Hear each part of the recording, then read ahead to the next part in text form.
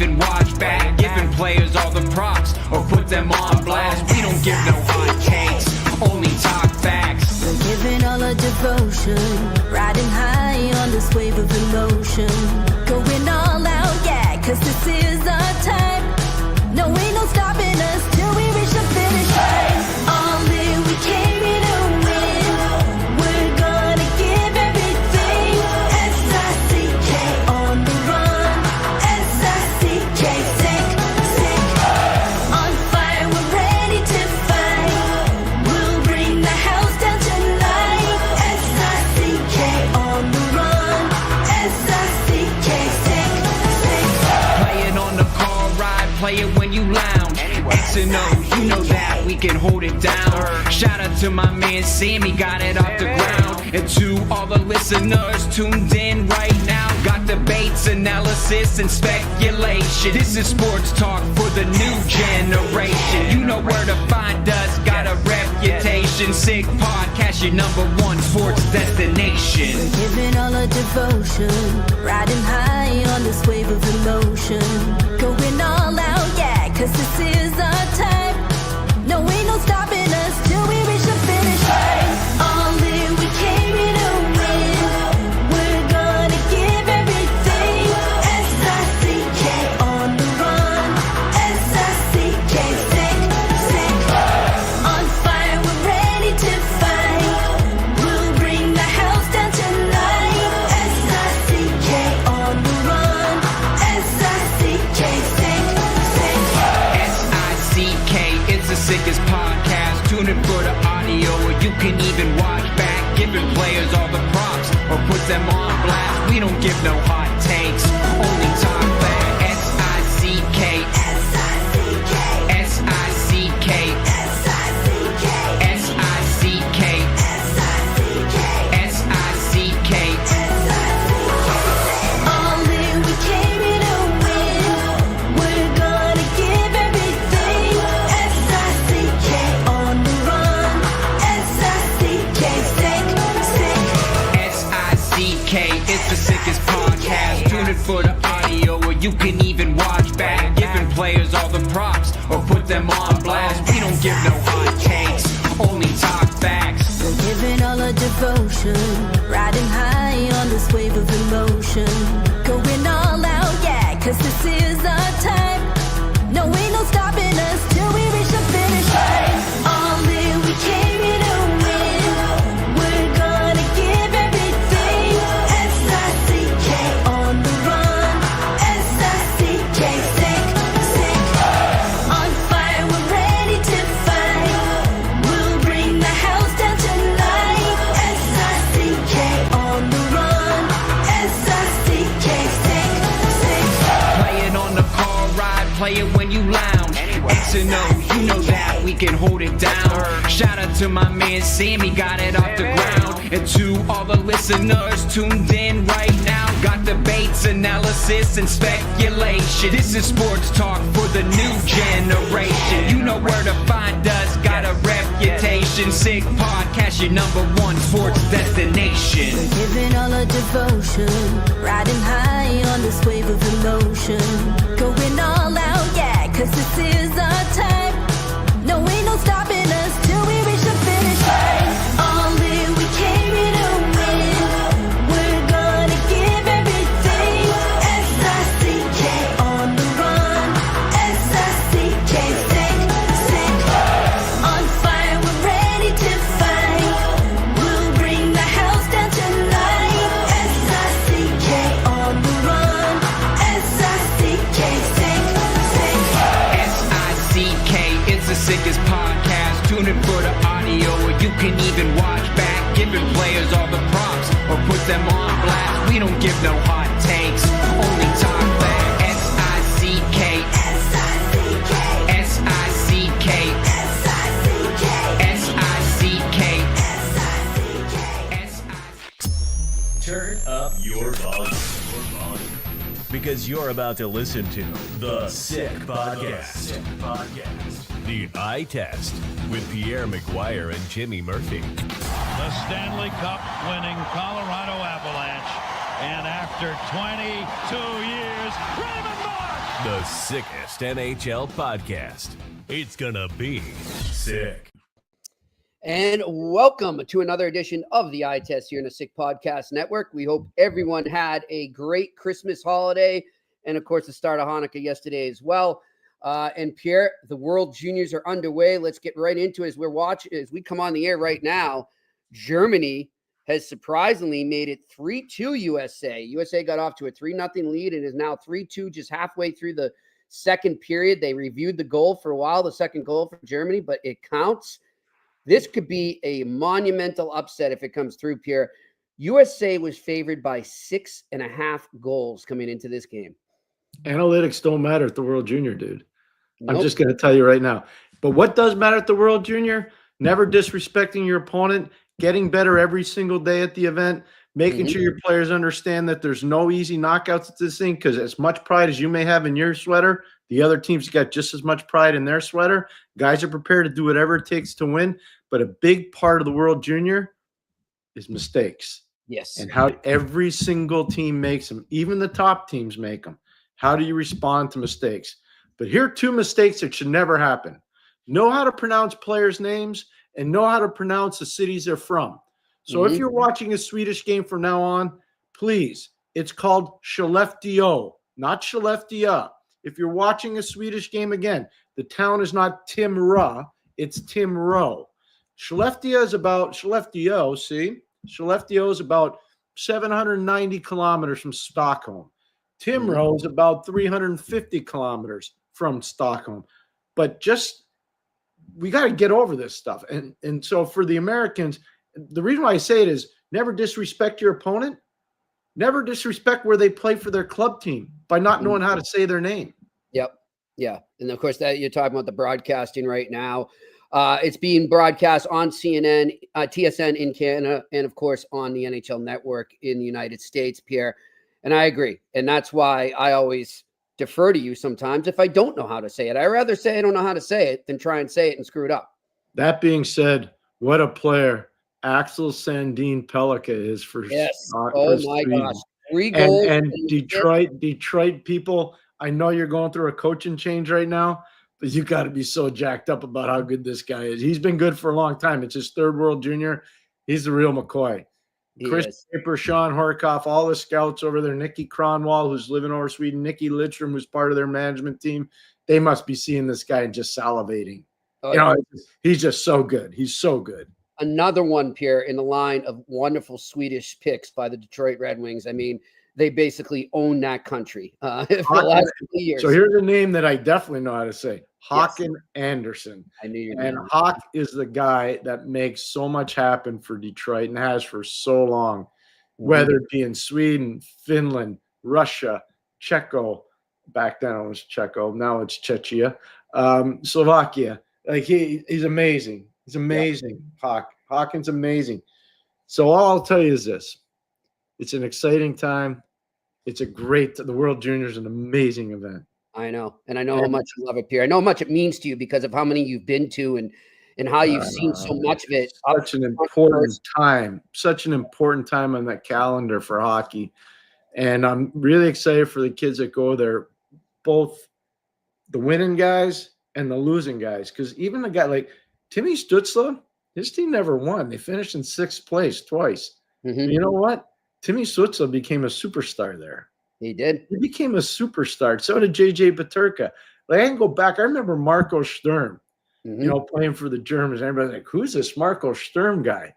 Marco Sturm was, you could tell he was going to be. I remember Nino Niederreiter at the World Junior in Saskatoon and Regina and engineered one of the greatest upsets ever between Russia and Switzerland.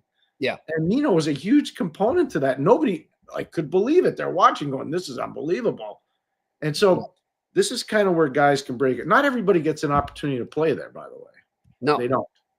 Nope. We're going to get into that in a bit. But I want to, Pierre, while you're on the topic of Detroit there, and we're on the topic of Detroit, of course, the big news coming out today, right as the games are getting underway in Ottawa, the Detroit Red Wings make a coaching change. People have kind of been waiting for this to happen, wondering when it would happen. You got a feel for Derek Lalonde, but Todd McLellan now is the new coach. Trent Yanni comes in as an assistant, replaces Bob Bugna. And, Pierre, just your initial thoughts on this coaching change and what you think McLellan can bring to the Detroit Red Wings. Going for experience, going for internal knowledge, going with a comfort, because Todd was there as an assistant. He won a Stanley Cup there as an assistant for Mike Babcock in 2008. Kirk Maltby was on that team. He's involved in their pro scouting. Chris Draper was on that team. He's involved with their pro scouting and amateur scouting. I can't say enough about what Chris and Kirk both do there. Steve Yzerman was there in a management capacity when they won in 2008. People forget that. So there's still a Babcock coaching factor. He's part of the Babcock tree, even though I would say this about Todd. There's a lot of Jacques Lemaire in there too.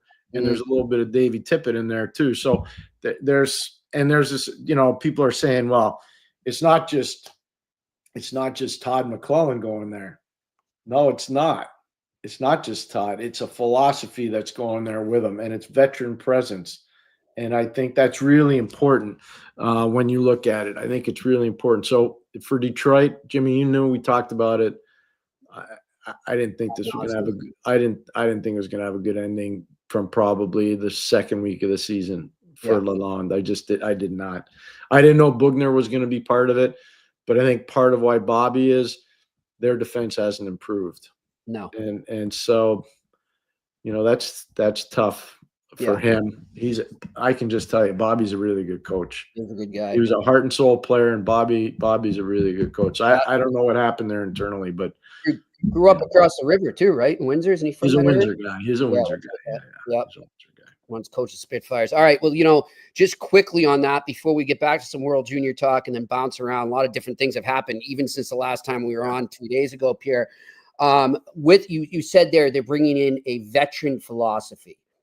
On that note, could you see Stevie Y maybe looking to alter the veteran core, bring in maybe a different type of veteran that they don't have? Could you see that being the type of person, the type of player he's targeting on the trade market? You don't have to bring names, but I'm just talking about what you getting into his head, what you think his philosophy might be right now as he approaches what will be a very important 2 months for them leading into the deadline.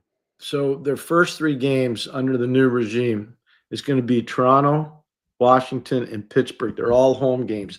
They have a day in between. That doesn't mean that they're going to practice a lot, because it's hard to practice at this time of the year. You just don't get that much time. They're going to have to make some hay here in those 3 home games. Not going to be easy for them. One of the good news things is Austin Matthews isn't playing for Toronto, it doesn't look like. So that changes Toronto's team pretty significantly. I think everybody's comfortable saying that. So they got to hit the ground running. What Todd's going to bring, they're going to be layered in the neutral zone. They're going to be tough to get to the net too. There's going to be a lot of shot blocking going on. And I think that's going to change a little of it. Mm-hmm. I don't know if it's going to change all of it, but I think it's going to change some of it. USA just scored to make it 4-2. I didn't see who had the goal, but it is now 4-2 with just under 6 minutes left. Oh, let's see. Was it Hagens again? It looks like Hagens again. Pierre, I agree with you on that too. And you bring up that Toronto game. They'll host the Maple Leafs tomorrow night. Yep. And let's not forget, I'm going to double check right now, but I'm pretty sure 2 weeks ago they beat Toronto 4-2 on home ice, and Matthews wasn't in the lineup then. So they were able to, take advantage of that then. But you wonder now with Toronto, are they, they're going to have that on their minds. They're going to want to get some revenge. So this is going to be a tough way for McLellan to start, but you always get that initial bump from a new hire. We'll see what happens there. And good point on you in saying these are 3 tough games without practice right out of the gate. You mentioned the Pittsburgh Penguins. We were just talking about them off the air. Now, I know the schedule hasn't been too difficult, but hey, they've had their problems with not too difficult games throughout this season. I want to give them a little credit. They've been playing better lately, Pierre. I mean, I'll just give it credit where it's due there. And, Crosby obviously has been a big part of that, but they've been quietly finding their game a bit. Do you think that can continue as they go forward here out of the break? I do, because they've got an elite first line with Brian Russ, with Ricard Raquel, and obviously Sid. Sid in their last game had a goal and 3 assists against Philly. They beat them 7-3. I think it's the only time I've ever seen a Philly-Pittsburgh game where one team didn't even have a power play. Philly, they didn't get a power play. I find, and Pittsburgh went 3 for 3. So that's a little different between those two guys. Yeah, that's a little different. But what Pittsburgh's got, so Blake Lizotte brought a lot of energy there. They're starting to get clearly defined roles. They moved Drew O'Connor as a depth player rather than a top six. Beauvillier's more of a depth player. Their defense is starting to round into form, which I think is good for them. Getting Pierre-Olivier Joseph just before that trade freeze was good for them because they know him. He knows them. They don't have a lot of depth besides Owen Pickering, obviously, who I think is a really good young player. But most of their players are older on defense, you know, and that's something they've got to fix. So I think things are better in Pittsburgh. And Sid's just every night. I know people are on him because he wasn't scoring. I think, Jimmy, you'd have to look it up. He's better than a point-a-game player, but he's got almost 30 assists. Yeah. I think he's got 28 or 29 assists. But look at all the other things he does out there, Pierre. I mean, I can tell you one thing. And why don't you ask Brian, not you, but people should ask Brian Russ and Ricard Raquel what it's like to play with Sidney Crosby. Exactly. And how he elevates. Playing great. Yep. So there's a lot to like there. They're getting better goaltending too. Chari's been better of late. Nadalkovich has been better of late. So all good things for them. You know, it's interesting. I was listening to our good friend Jeff Marek on his new podcast, The Sheet, and congratulations to him. I really enjoy. He's doing a good job as always. And he was talking about the Penguins and saying, you know, as much as they've had such a bad start and things have been so horrible around them, if they were able to sneak into the playoffs, that's not the type of team because of how many veterans they have, and obviously because of Sidney Crosby and Malkin and Letang. That's not the type of team you might want to face in the first round if you're a top seed. If they come in as an 8th seed, you know, like they could be dangerous. So they could be good. And they're not as good over an 82-game stretch, but in a 7-game series, they could be a lot more dangerous. So if you were Jersey, you wouldn't be afraid of them because Jersey's speed would light up their defense. You would. Yeah. But if you were Toronto and you have Austin Matthews back, you might be a little nervous playing Pitt. Yeah. You might not be that comfortable playing them just because of Sid and Malkin. They won't be Letang too, Carlson. They're not going to be intimidated going into a big moment. I think just physically they'd have a tougher time with the speed quotient in New Jersey. And I know we've talked about a lot. One other thing I just want to add about the Detroit coaching change. Mm-hmm. Trent Yanni's gone there with Todd McLellan. He's going to work with the defense. Trent was a first-round pick of the Chicago Blackhawks as a defenseman. He's from Saskatchewan. He played with Todd McLellan Jr. back in the early 1980s with the Saskatoon Blades. Yep. So there's a relationship there. And not only that, but they coached together in San Jose. They coached together in Edmonton. They coached together in LA. So there's a trust. You know how we were talking about trust and putting in new systems? Yep. There's a trust there between those two guys. That's already in place. That's something that's going to help Detroit too. So I think when you look at the actual movements on paper, that coaching fraternity matters, and I think that helps. I was surprised that there weren't more changes with the coaching staff, but maybe there's more to come. Exactly. And one more thing on that coaching change, and then I want to get back to a junior question that I asked you off here. I want to ask on here. You're surprised Joel Quenneville doesn't have a job yet? Yeah, I'm really surprised. You know, I mean, no offense to Todd McLellan, but this is a guy with 3 Stanley Cup rings, and he's still sitting out there, and there's still teams struggling. We've gone on ad nauseum about the Rangers. We've gone on ad nauseum about the Buffalo Sabres, you know, and then obviously you look out west, there's Seattle Kraken. They're not where they want to be. I hate to correct my partner. Yes, Joel Quenneville has 4 Stanley Cup. 4 Stanley Cups. Yes, he got 1 as an assistant in Colorado. Yep. Okay, so just because it counts. Oh, it counts. He worked. Sure. He and Jacques. Now Jacques Martin left that year. Part of why it counts. Jacques left that year to go to Ottawa.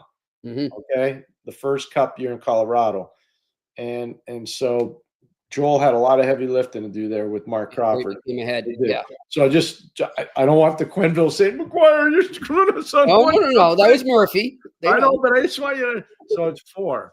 And I'm really surprised that he doesn't have a job yet. And maybe he's driving a hard bargain, but I'm not trying to make coaches that are in the league right now nervous, but a lot of you aren't as good as him. That's all I'm going to tell you. Yeah, that's just fact. The track record speaks for itself, Pierre. I mean, you when you say facts, it's not an offensive thing to me. And there's another guy out there too. I think I'm I don't think he wants to do it anymore, but I'm surprised Hitchcock hasn't got a call. Ooh, interesting. I'm surprised Hitchcock hasn't got a call. Wow. I haven't heard his name in a while. That's a good point. I know. I'm set. Yeah. And I'm not. Here's the difference. Jimmy knows this. One of my pet peeves is I can't stand guys that leak. Mm-hmm. Leakers drive me nuts. Quenneville doesn't leak. Hitchcock doesn't leak. I'm throwing their names out there. They're not calling me up and telling me, oh, yeah, get my name out there. This is me watching the whole league, studying every team, studying coaches. Some are better than others. Some are way over their head. Some of them have not hired good staff, so they don't look as good as they should. So I'm surprised. But what I do think, Jimmy, one more and then you can go. Mm-hmm. We talked about it before the season started. I don't think it's the year of the coach getting fired. I think this is the year of the GMs. The owners are now not taking COVID as an excuse anymore, Jimmy. Okay, good point, and I agree with you, and I'm waiting for that to happen too. But is that the type of thing that happens during or in the off season? It might happen right after people realize after probably the trade deadline they're not going to make the playoffs. Okay, and then I think you start to see movement there. You bring them in to evaluate the team up front. Evaluate for the last month and a half. Yeah. Watch the farm team. Get reports on your prospects. Then you go. Quickly before we move on, just on, you're surprised that those two guys haven't gotten more love or gotten a job yet. Is a lot of this, Pierre, because some GMs don't really know what their team are and that they don't know what type of coach they should be searching for? If you don't know who your team is or what they can be, what their identity is, how do you know what coach to bring in? What a good question. Really well phrased too. The number one thing for every GM, we say this, Jimmy and I, all the time. If you're not the best expert on your team, then you can't be the GM of that team. Mm-hmm. You need to know your team better than anybody.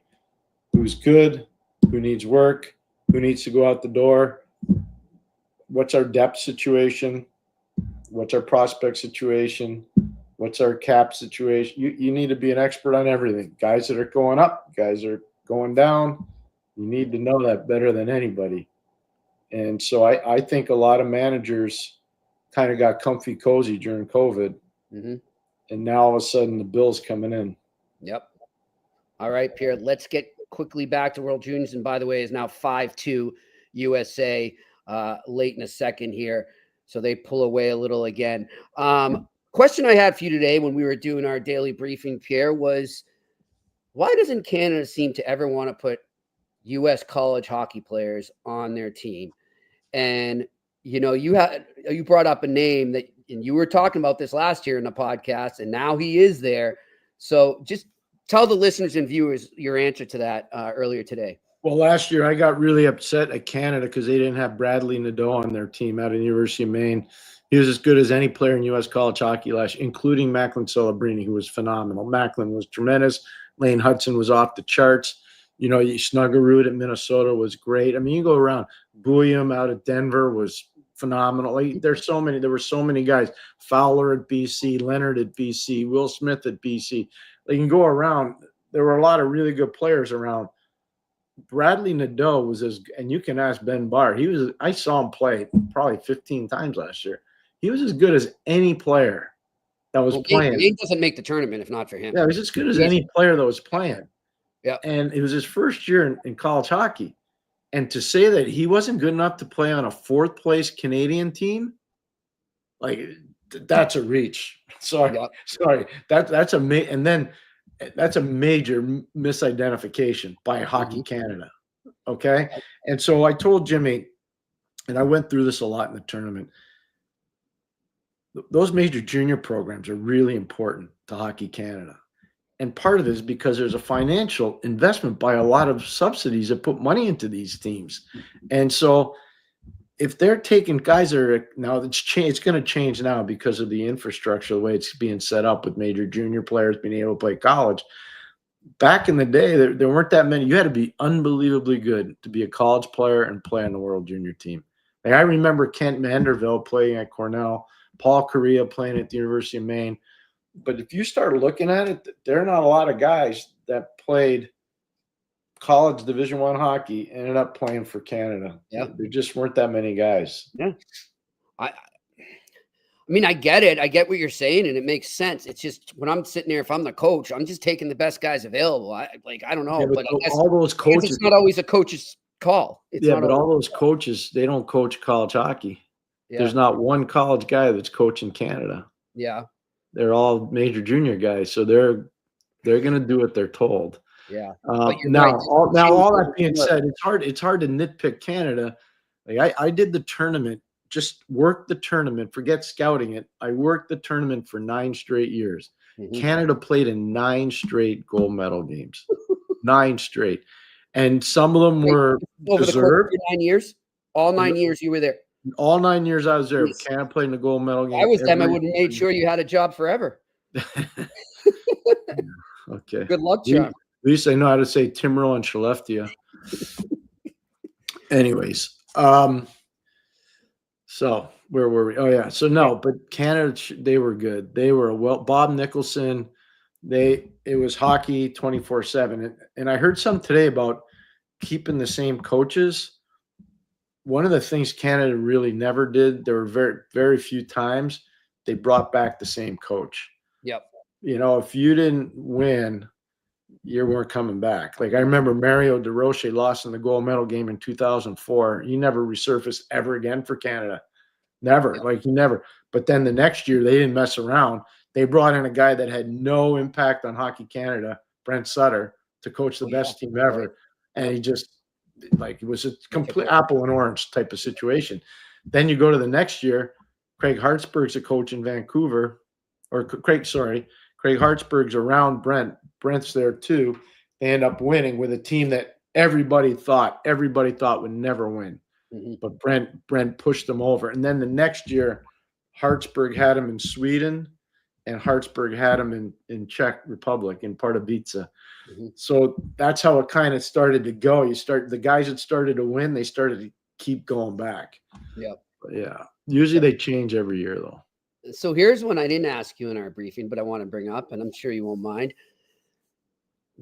What's your best, and you've got so many, but so just name one, I guess, but one of your best memories covering, and then another one as a scout at the World Juniors. Scouting, I can tell you right now, was in Saskatoon and Regina, watching Pavel Bure. Watching Pavel Bure play was unbelievable. And was that the first time you saw him in person? No, I'd seen him the year before. Okay. But he's watching him like this is just before his NHL. Yeah. Just before. Yeah, he And pretty special. Watching Pavel. That was one that I always remember. And then I would say covering 2009. The 09 special, just because of the enthusiasm in the crowd and what Jordan Eberle did. Jordan Eberle was amazing. John Tavares was amazing. But I would say that Jonathan Taves, Carey Price shootout game against the Americans in the semifinal in 2007. Oh, okay. In Leksand, Sweden, was like I said something on the air. Taves scored 3 different ways in a row, because once you get past the third shooter, you just keep sending, or maybe it was a 5th shooter, I forget. Sending the same. After that, you just keep sending the same guy out, and Taves just kept scoring, and it was amazing, Jimmy. It was. So I would say that's one of the ones that I, as a broadcaster, I'll never forget what Jonathan did there. I'll never forget that. Like, it was pretty amazing. And the best team you ever saw, obviously, was 2005. 2005, not even close. Because there was no NHL hockey. Yeah. So think about that team. Weber's on that team. Phaneuf's on that team. Crosby's not even drafted yet. Bergeron's playing in the American League. Corey Perry, Ryan Getzlaff, Mike Richards, Jeff Carter. Like, you start looking at Clark MacArthur. You start looking at Brent Burns. You start looking at all the guys. Like it's crazy. Yeah. And they're only there because there's no NHL. Yeah. So I don't see another team ever being better than that. All right, another one for you here, and then we'll just move on and kind of bounce around. When you started broadcasting, it was obviously not what it is now in the United States, or even it was always big in Canada, but it still wasn't at the level that it is now. And I'm talking about this tournament. Yep. What were some of the goals and plans that your broadcast team formulated to bring it to the next level and to really make this become the go-to event of this time of year during the holidays and the staple that it's become in hockey broadcasting? What an awesome question too. Thanks, Jimmy. One thing was to turn it into Canada's bowl season, because bowl games used to dominate. So we had to find a way to turn this into Canada's bowl season. Every night was a bowl game, which is kind of cool for hockey fans. Yeah. So we found a way to do that. Then we had to sell these players because nobody really knew these players. So we had to define where they were from, who coached them, what junior program, what college, what's their relationship with other people on the team. Did their parents play or their father play? Did their mother play? So we kind of started building up a library on all these players and telling their story. Yeah. And some stories were amazingly powerful. I mean, in a sad way. A player that maybe lost his father in a farming accident, or, a guy that was playing for a friend who had leukemia, it was touching, it was riveting, and Canada was so good at it that everybody wanted to watch. I mean, the ratings went from, 200,000 to 5 million. Right. Was there somebody, Pierre, at like Hockey Canada that you feel comfortable naming that was very receptive to it in the beginning and helped you guys accomplish what you were going to do? Oh, Bob Nicholson was amazing. Bob Nicholson was great. Scotty Salmon was really good. Another guy that was there. But to me, it was Keith Pelly, who's now running the Toronto Maple Leaf Sports and Entertainment. He was a key component to it. Rick Briggs, Jude. These are all TV people most people don't know. The great John Hines, and not the coach that's running the Minnesota Wild, but he's the coach that still sits in the truck and produces all the games for TSN. He's phenomenal. Franken Rubenstein, phenomenal. I can go down. There's so many behind the scenes guys and girls, ladies that were so good at this. Jamie Brannigan is probably the best EVS operator, which is the replay system. He's probably the best EVS operator in all of sport, not just hockey. In hockey, it's not even close. He's Joe DiMaggio. Like, he's the best. And he is. I worked with that man for a long time, both at NBC and at TSN. I feel really proud to have told Sam Flood at NBC, there's no better EVS operator. Get this guy down there. And they did. And he did a bunch of Olympics for us and a bunch of NHL Stanley Cup games. He's the best. He's so good. But I would say the guy that really changed it was Keith Pelly. Keith Pelly at TSN, he made it a massive undertaking. Massive. Awesome. Great stuff. Quickly before we get to our Q&A, and of course our Betway sponsor and sick pick of the day, Pierre, just some other things coming out of the break. Some of the teams you're keeping an eye on, obviously the Rangers and Sabres, but there are some other teams that you're keeping an eye on that really need to turn it around as they come out of the holiday freeze. Yeah, Detroit's one of them. They did something today. When we talked early this morning, they still hadn't made a coaching change, and I said, Jimmy, something's going to happen there. Yeah, I didn't know it was going to happen today, but I said their last game they lost 4-0 to St. Louis. After 40 minutes, they had 9 shots on goal. Yeah, the game was over. Like, they had 9. And that's coming off of 2 straight losses to Montreal. Yeah. One of them they were blown out too. Yeah. So, I mean, you knew something was happening there. It was just a matter, were they going to be nice, play nice, and wait until after New Year's, or were they going to do it the way they did it? So they chose. So I think Detroit, I think Nashville, I think Nashville's got something going. Not with a coach. No, I think roster. They've already done Alex Carrier, who, by the way, is fit in really well with Montreal. Yep. He's good at Montreal.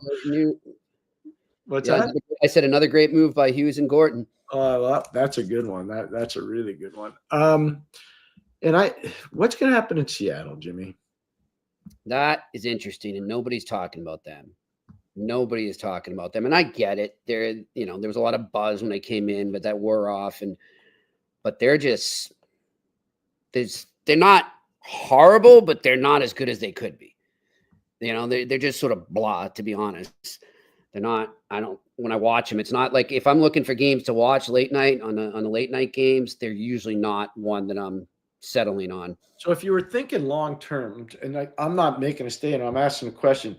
When you watch San Jose play, because I know you stay up late because we communicate late at night, like so when you watch San Jose and you're seeing Celebrini, you're seeing Will Smith, and you're seeing all these young guys starting to come, and they are. Yeah. And then you see Seattle. Yep. Which one do you think has a better chance? I mean, San Jose. I don't know if we just say that. Yeah. I don't think I'm a big Matt Beniers person. I think Matt Beniers is a really good hockey player. I do. Right. But do I think he's better than Macklin Celebrini? No. I don't. I don't think he's better than Will Smith. We'll see, to be determined. Oh, we'll see on that one. Because we'll see. Matt does stuff that Will can't do. Matt doesn't have to score all the time to influence the outcome of a game. He doesn't. Mm-hmm. But if you were to ask me, is Shane Wright better than Will Smith? I personally don't think so. No. If you were to say to me, is Shane Wright better than Macklin Celebrini? I don't think so. Nope. So you start to look, and there's a lot of good stuff in Seattle too. Yeah, there is. But there's a lot of good stuff. I'm interested too, because they seem to be, and I don't mean to be harsh when I say this word, but it seems to be a little stale right now is the word. It's kind of hard. It's kind of hard to understand. Yeah. The one thing I'd say, if Danny Bilesman gets this, he knows. Like, I respect him a lot. I know Danny, and I think Dave Lowry. Like, there's some good things going on there. I'm just curious. Like, why didn't they think about keeping Jay Leach? I'm curious. I'm just curious. Yep. I wouldn't be surprised if Jay Leach ends up being a head coach soon. Yeah. Oh, I could see that. I thought for sure when he came to Boston that if Montgomery was I thought it was him going in there, not Sacco. And that's no offense to Sacco. It just seemed to make sense, the way it happened. Like it was going to go that way. One other team too, before we get to our Q&A, Chicago. I know they made the change behind the bench, but they got to start really looking at that roster. And do they want to start to bring some young kids up and start to give them more looks? Do they want to bring in more veteran help for those young kids? I don't know if that's more going to be an off-season thing for them, but that's another team I'm looking at. You know what's really cool? What's happened there, though? They are starting to play with more consistency in a good way. Mm-hmm. Anders Sorensen's done a good job there. I like it when guys come up. I like it when guys and the players are clearly responding. You can see he's trying to do something. And that, again, not a knock on Luke Richardson. Every coach has their own philosophy. Yeah. And Luke's a really good coach. He's a really good coach. Maybe his philosophy just didn't jive with the guys that are there. It doesn't mean he's a bad coach. No. But Anders has come in there and he's done good stuff. Well, they're playing with more purpose, more tenacity. I was going to say authority. They're playing. Yeah. They look more comfortable playing in bigger games. Now, they're not going to play in a ton of big games this year. But I think the key is Vlasic getting better on defense? Yes, he is. Yeah. Is Korchinski going to get better on defense? Probably. The big question they're going to have, and Jimmy, could you pull up his numbers, please? Sure. Ryan Donato needs a contract after this year. Yep. I would love to see what his numbers are because I guarantee he's got to be double digits in goals. And he's 11 goals, 9 assists in 33 games played. I was going to say he's got to be close to 20 points. So he's got double 0 plus minus, which 0 or plus is good on that team. So that's pretty good. Well, I mean, how are they going to keep him or does he move on? What's that? I said, and he fights too this year. Well, he did once. He didn't learn that at our summer skates either. But he's only been there a few times. But no, what happens with a player like that? Yeah, I know. In Chicago.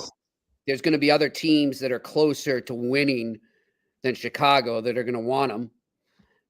Can you compete with that? I mean, they've got the cap space if they want it. It depends what they want to keep doing. I mean, you know what he's a testament to, by the way, Ryan Donato. Yep. So he's never really been huge, and he's never really been really fast. Yep. So what he is a guy that put the work in. Like he went and he did some heavy lifting last summer. And I don't mean lifting weights. Like he did a little power skating thing down in Tampa. I talked to his dad about it. He went and did that. He did some other stuff, and you see, like he paid the price. And that's a good example why you can't quit on guys and players. Like he showed when he was young, he could score. He had one outstanding quality. Yep. He had other qualities that were good, but not outstanding. His outstanding qualities, he could always score. And now he's proven that. I'm going to say it right now, Pierre, and I think they would agree with me, but his previous teams, for whatever reason, just put him in a bottom six, a lot of times on the fourth line. And look, I get it. I get you want to teach the kid defensive responsibility and you want to make him a better two-way player. I totally understand that. But at the same time, you want to utilize what he's good at and who he is. And he's allowed to be himself there. And I get that they're not competing for the playoffs. So it's a lot easier for that coaching staff to do that. But still, the ability to just go out there and be him, and on top of that, do everything you just said, I think has led to his success. So again, doing this off the top of my head, I know it was Boston, Minnesota, San Jose, I think Seattle. Mm-hmm. He started to come around in Seattle. Now Seattle, and then that's what I'm saying. So he started to work in Seattle, and then ends up in Chicago. Yep. So he's been a pro since right after the 2018 Olympics in Pyeongchang. Yeah. So that would be almost 7 years. And it's Boston, Minnie, San Jose, Seattle, Chicago. 5 teams. And he's 28 still. He's not too old yet. So no. He's got a nice contract. I was just saying, those are the kind of guys, like, they intrigue me because I see this. I don't see this. Right. And it's never going to be a budget buster. Like, he's never going to be a guy that's, you got to pay him $5 million a year. It's not going to happen. No. He's happy. If he gets to 20 goals, he might get 3 times 3 or 3 times 3.5. Yeah. Why not? That's pretty good. He's got a good dad, too. We like him when he comes on the eye test. Teddy Donato, coach at Harvard. All right, let's get to our sponsor, Betway. You know them well. And look, there's tons of stuff that you can be betting on right now. I mean, as we said, we got the World Juniors. You've got, as Pierre mentioned, the bowl season, the college bowl season, NFL, NBA, NHL. It's just nonstop sports from the second you wake up right now. So get on over to Betway. Bet the beauties with Betway. Join the action. You go all the way with Betway. And as a new subscriber, you will get a free bet up to $200 if your first bet loses. Scan that QR code right in front of you, or go to the website and go to the details section to create an account and redeem your welcome offer. The offer is only available for new customers. Terms and conditions apply. It's not available in Ontario right now. Remember, you must be 18 plus and always play responsibly. Let's get to our sick pick of the day. It's time for Sick Picks. Brought to you by Betway. All right, no NHL games, as you know. They get back in action next year, but as we've discussed, the World Juniors are going on right now, and I'm going to go right to the next game in the lineup right now, the Czechs and the Swiss. And I'm liking the under 6, and I'm doing this a little out of my UMass love because their goalie is Rabel from UMass. He's played well as of late. He had a kind of a shaky start to the season, but he's been coming on. Had a huge game a couple weeks back against Providence. He's starting to find his game. I think he has a solid game there. The Swiss aren't really going to score much. Czechs aren't exactly high octane. They've got some good scorers, but I'll say right now, let's go with the under 6 in the Czech-Swiss game. All right, let's get to the Q&A. Jason Logan, what's up, Jay? Looking forward to seeing you in February, my friend. Do you think the Red Wings will try and get Alex Sandin Pellikka? Did I do it right? I did it. Except there we go. Axel. It's Axel, not Alex. Oh, yeah, Axel. Sorry. Next year, or maybe this season for some games. I think they'll probably let him play it out with Skellefteå, where he plays up in northern Sweden, and then probably go to represent Sweden at the World Championships, and then bring him. He's over. All right. Next question. Sound the siren. Pierre and Jimmy, an honest question, being totally biased, but why can't Chuck Caden be used at the World Juniors? Talk about a total pro, and you know he will pronounce everything spot on. We agree. I've been texting with Chuck the last 2 days, just wishing him Merry Christmas and tell him how much I miss him and think of him. One of the best guys I've ever been around in hockey. Can't say enough good things about him. And pro, Hall of Famer. It's amazing. It's unbelievable how good he is. Get you and him doing the games again. All right, next question. Bill Van Vagel. Happy holidays, gentlemen. After the break and teams evaluate their team, I want both of you to predict a big trade that can happen between now and the deadline. Any team or any position. I'm not going to get into players, Bill, because we try not to do that here, as Pierre has taught me. However, as we were discussing earlier, looking at teams, I think the Rangers, something big is going to happen there. I don't think they're done by any means. I think like a big shakeup trade is coming. Everybody's going to look at Kreider, but I think it could be somebody else.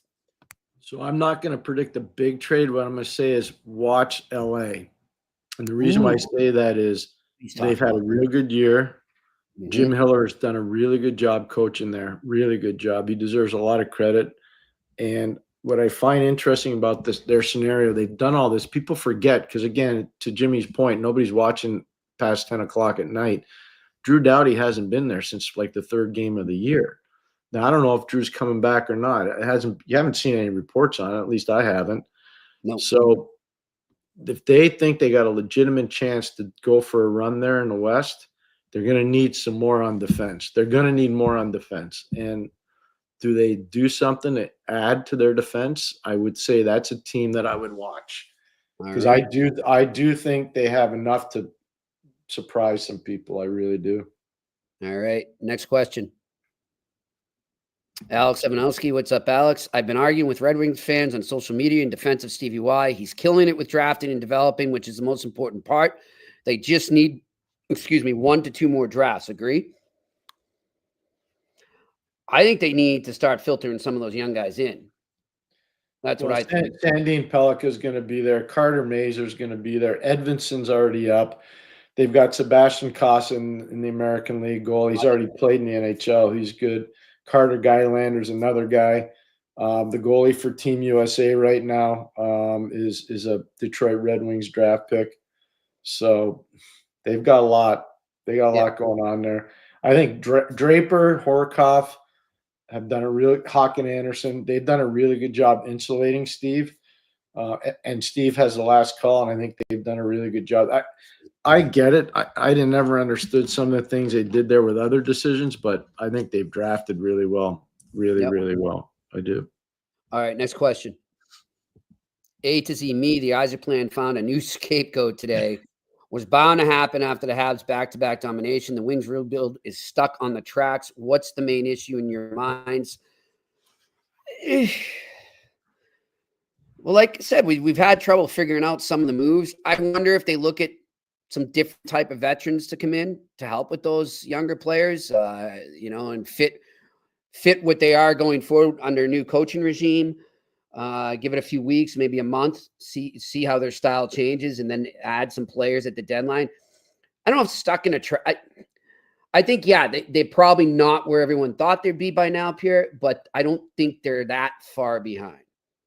No, they're not. One of the things that's tough for them is the power play's been pretty good. Alex Tanguay's been a big part of that power play. He's still there on the staff. The penalty kill's been atrocious. They're one of the worst teams in the league in the penalty kill. I did their special teams quotient last week. We talked about it. They were 93. And if you want to be a playoff team or a contender, you have to be 105 or better when you add up the percentage of your power play and penalty kill. 93 is not getting it done. So they need to improve that. I wouldn't say his plan's bad, actually. I think his plan's pretty good. The one thing I'd be concerned about is at the pro level, are they prepared to do what Jimmy has said? You got to be prepared to lose guys that you developed to make your team better at the pro level. I just don't know if they want to do that or not right now. I just don't know. I don't know. Next question. Bill Van Vagel. Is Emil Heineman the biggest revelation for the Habs this year? Looks like some true upside there this year with tempered expectations. I think he's there. I wouldn't say biggest because I don't think a lot of people, except for my co-host here and maybe some others in the organization, realize just how good Lane Hudson was. So I'd put him as the biggest. But I agree, Heineman's been a great revelation. Heineman's been fantastic, Bill. I completely agree with you, but I'm going to go with my partner. I think Lane Hudson's been not just the biggest revelation in Montreal, he's been the biggest revelation in the league. Mm-hmm. In the league. Yeah.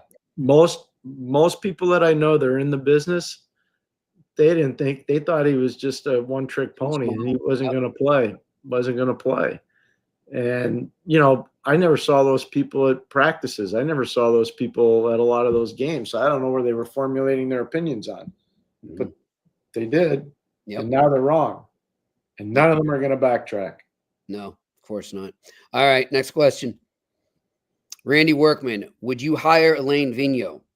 I would think about it. I think Alain is a good coach. Mm-hmm.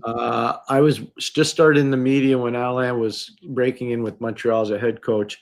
What I really respect about Alain is when it didn't work in Montreal, he went and coached in the Quebec League. Then he went and coached in the American League, Manitoba Moose. Then he got the job, a big break in Vancouver. He went and did his chores. I really respect that. And he had I can tell you right now, he had a rough break in. Like, he started with the Ottawa Senators when they were just an expansion team. He had a rough break. I mean, that team was no good. So those guys, that wasn't a fun coaching experience for those guys. Him and Rick Bowness and the late E.J. McGuire, that was tough for those guys. But Alain did his chores. What I would think about very seriously, he's got one thing missing from his resume. It's a Stanley Cup. And he was close in Vancouver. He was really close, boy. He was really, really close. Yep. And you know what? He was close with Rangers too. I mean, yeah. He's a good coach. I would think about it, but like, if you were to ask me right now, one coach you'd hire right now, I'd say Joel. I'd go Joel Quenneville first. Mm-hmm. No, people would laugh at me and they say, "Oh, McGuire, it's just because you're buddies with him." I'm more than buddies with him. I won with him. If I had have a coach for one game to win a Stanley Cup playoff game, I'd hire Scotty for one game. Mm-hmm. I would. Mm-hmm. Not for a whole year. Go win one game. Yep. Go win a game 7. I'd hire the guy. Yep. All right. Next question. Alex Ivanowski. Would you also agree that the fans of NHL teams who are rebuilding, wanting to watch their team's prospects and future draft eligible players play in the World Juniors popularity rise? That's totally me. Yeah, I think so. Alex, I think that's a big part of it. I do. But I wouldn't say that's going to drive massive ratings, because there's some teams that don't even have. I'll use St. Louis as an example. I think St. Louis has 9 players this year. Mm-hmm. At the World Junior. I think they have the most. I think it's 9, if I remember. Do I think a lot of people in the state of Missouri are watching, the World Junior? No, I don't. Yeah. So we'll see. Maybe in big hockey markets, though. All right. Next question. Brad K. Why haven't we got an outdoor game with Boston and the Canes at UConn Stadium in Hartford? The return of the Whalers would be huge. Interesting. I like it. I don't know. It's a good question, by the way. I don't know if the stadium is big enough. Yeah, that's one for sure. Mm-hmm. I just don't know if the league wants to go down that road. It doesn't mean they won't, but I'd be surprised. I think if they ever had an outdoor game at North Carolina State or at UNC, especially with Belichick there, that might be pretty cool. Yeah. That might be pretty cool. All right, next question. Bert, question. What is the process, conversation, and organization when evaluating talented players with baggage attitude issues? Well, you tell the truth. The best scouts aren't afraid to go into a room and stir it up. I never forget one guy that I worked for, and his name will remain nameless because I would never embarrass him. He told me one of the places he worked in, they weren't happy with their scouting list unless they were really good physical or verbal jousts. And I was like, physical? He goes, oh, yeah, we had guys challenging one another to fight it out over territory. That's the kind of passion you want on your staff. Yep. You want guys to say, here's why I don't think this guy's going to make it. And tell them why. And make sure that it's being recorded so that if it doesn't work in your favor, you're going to have to eat some crow. I just know this. If you don't have an opinion in scouting, then you shouldn't scout. You're just a survivor. You're not a scout. Scouts with strong opinions matter. Now, you got to be right on those opinions, but the guys with the strongest opinions are probably the best scouts. All right. That looks like all we have for questions here on our first episode out of the break. We will be on tomorrow, same time, 4 o'clock here. Usually it's an on-campus Friday. We'll do a little more mix of World Juniors, Pro, and we'll talk college hockey, of course. We'll talk college hockey when we're talking about the World Juniors because there's so many great players there. So we'll be talking a little bit of everything still, and then we'll kind of get back to our regular college hockey guests next week when, the schedule's free up and it's a little easier to get access right now just because of the holidays. It's been a little tough. Pierre, I hope you had a good Christmas. All was good up there in Tremblant. Everything was great. First time for me. I mean, I haven't been around for a lot of Christmases in my adult life. So this was the first one, and not having the children around was stinky. I will tell you that. Not having. So Ryan was obviously involved with hockey. My daughter's over in Ireland. She's actually going to watch the Belfast Giants this weekend. There we go. So that's cool. I'm grateful to them, Robert Fitzpatrick, our buddy, and Stevie Thornton and the whole Belfast Giants organization. Thanks for looking after my daughter over there. And I'll be back on the road Saturday morning going to watch the Ledyard Classic in Hanover, New Hampshire. Nice. Who's Northeastern got their first game? Providence College has started out, and Dartmouth has Alaska. All right. Nice. Well, enjoy, my friend. And to everybody out there, enjoy the World Juniors. Thank you for your questions. And to our great production crew up there, thanks as always. Hope you had a great holiday. For Pierre McGuire, I'm Jimmy Murphy. This has been another edition of the Eye Test on the Sick Podcast Network. And that's a wrap. Hope you don't miss us too much until next time. Follow the Eye Test with Pierre McGuire and Jimmy Murphy on YouTube, Facebook, Google Play, and Apple Podcasts.